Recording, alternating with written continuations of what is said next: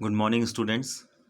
In the previous class, we have discussed about the endoplasmic reticulum and Golgi complex. Today, we'll discuss about another cellular organelle, which is lysosome. As lysosomes, they are membrane-bounded vesicles which are produced by the Golgi apparatus. So, as these lysosomes, they are membrane-bound vesicles which are produced by the Golgi apparatus. They are rich in having several hydrolytic enzymes like hydrolases, lipases, proteases, carbohydrases, etc. So, as these are optimally active at the acidic pH, means the pH value should be less than 7, which would determine the acidity.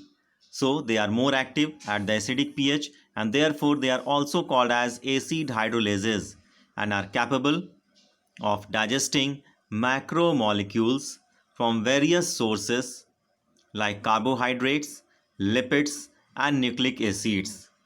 These are also called as suicidal bags due to presence of these hydrolytic enzymes. If we try to enlist more functions of the structure lysosome, we may enlist that lysosomes, they are involved in the digestion of microorganisms like bacteria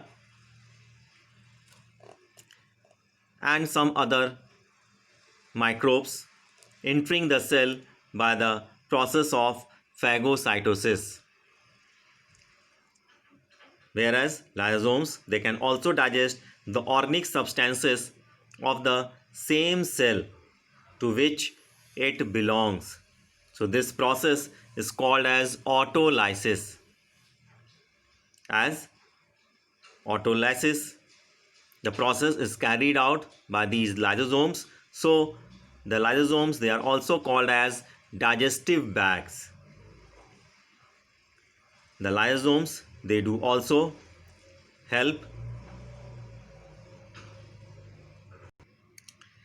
in the digestion of dead and damaged cells by the enzymes released from the lysosomes of the same cells. Hence, they are also called as suicidal bags. Now, we'll discuss about the another cellular organelle, which are vacuoles. As vacuoles, they are large membranous sac found in the cytoplasm. These store substances which are not essentially useful for the cell. For example, the substances may be water, cell sap, excretory products, and other materials. The plant vacuoles contain not only water, sugars, and salts but also contains pigments and toxic molecules and also occupy up to about 90% of the volume of the cell. So, we know that vacuoles, they are sac-like structure present within the cytoplasm which stores certain essential substances, but they also help to maintain the rigidity of the cell also. And in the case of plant cell, do we have discussed that they may even occupy up to around about 90% volume of the cell. The vacuole is bounded by a single membrane which is called as tonoplast. Just do like the cell is bounded by a membrane which do we call the structure as plasma membrane. So the membrane bonding the vacuole is called as tonoplast. In plants, the tonoplast facilitates the transport of a number of ions and other materials against concentration gradients into the vacuole. So hence their concentration is significantly higher in the vacuole than in the cytoplasm. So in the case of plant cell, the tonoplast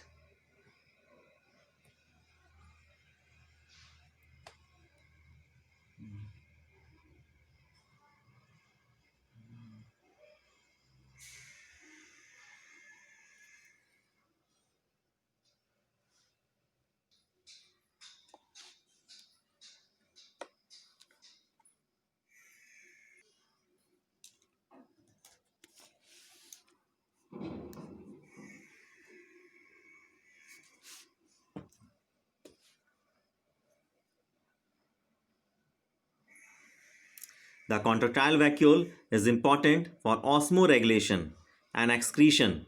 In many cells, as in protists, food vacuoles are formed by engulfing the food particles. So, in the case of amoeba, these contractile vacuoles, they play an important role for the purpose of osmoregulation, means for the maintenance of the ionic balance as well as the content of water within the cell, and also the purpose of excretion is fulfilled by these contractile vacuoles.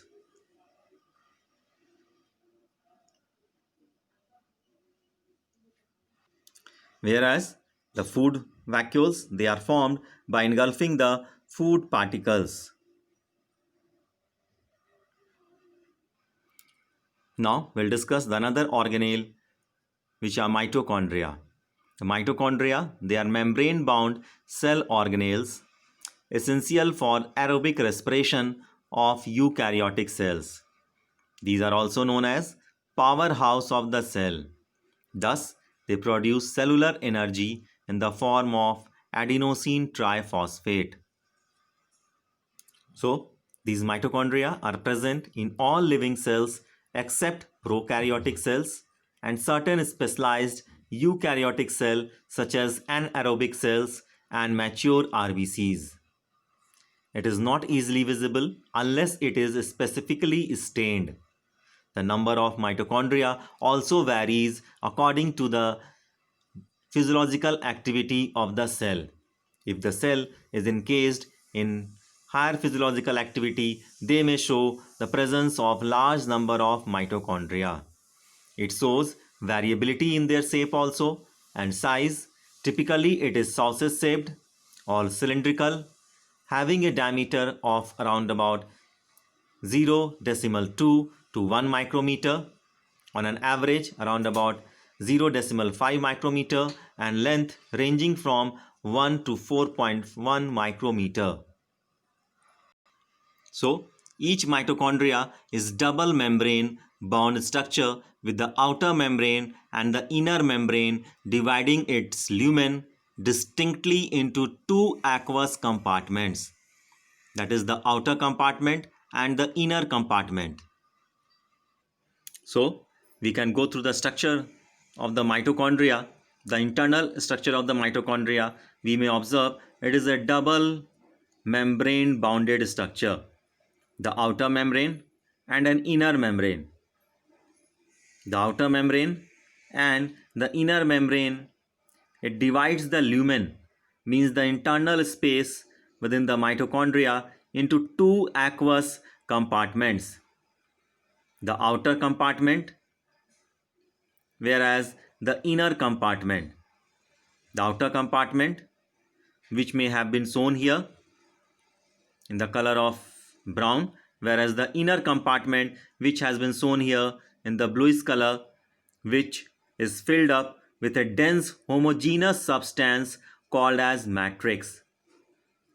The outer membrane forms the continuous limiting boundary of the organelle.